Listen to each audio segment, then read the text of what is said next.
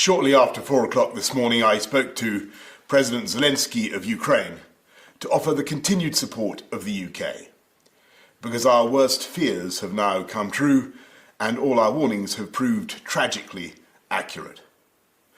President Putin of Russia has unleashed war in our European continent.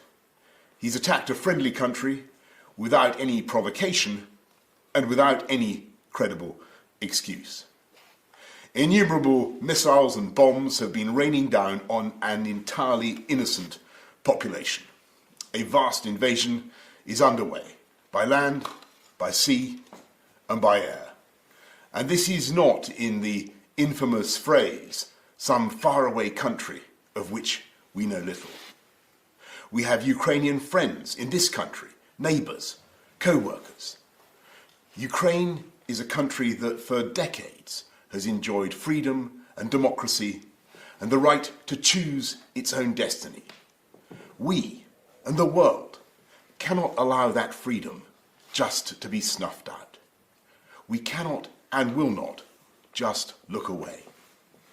It's because we've been so alarmed in recent months at Russian intimidation that the UK became one of the first countries in Europe to send defensive weaponry to help the Ukrainians. Other allies have now done the same, and we will do what more we can in the days ahead. Today, in concert with our allies, we will agree a massive package of economic sanctions designed in time to hobble the Russian economy.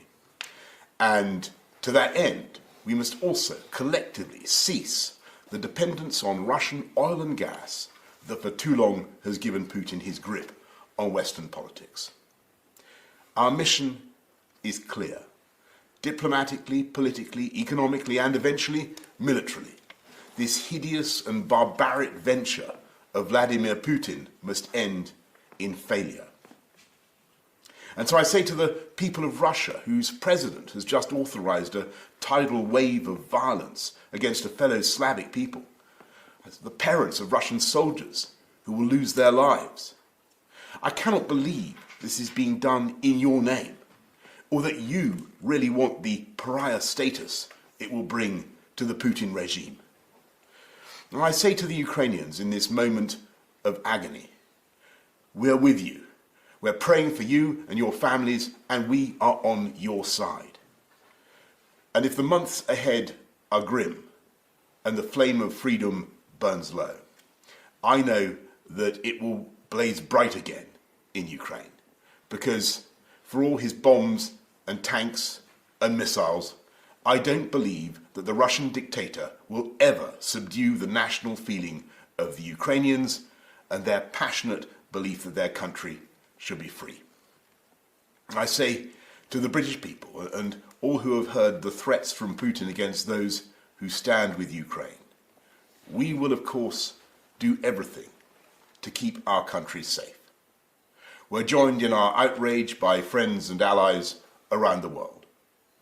We will work with them for however long it takes to ensure that the sovereignty and independence of Ukraine is restored. Because this act of wanton and reckless aggression is an attack not just on Ukraine, it's an attack on democracy and freedom in Eastern Europe and around the world. This crisis is about the right of a free, sovereign, independent European people to choose their own future. And that is a right that the UK will always defend.